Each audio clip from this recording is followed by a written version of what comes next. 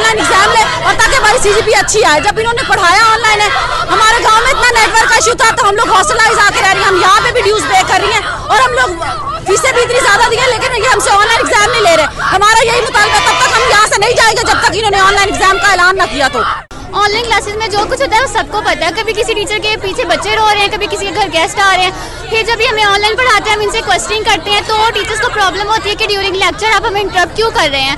इमरान खान ने कहा था यकसां तालीमी निज़ाम, यहाँ पे पहले इम्तिहान का निज़ाम तो यकसां कर ले पहले, जहाँ पे आधे लोगों के ऑनलाइन पेपर होंगे, आधों के ऑन कैंपस। हमारे जो ग्रेड खराब हो जाएंगे, ऑनलाइन वालों के अच्छे हो जाएंगे। आजकल तो सारा CGPA का कंपटीशन है, मार्क्स का कंपटीशन है।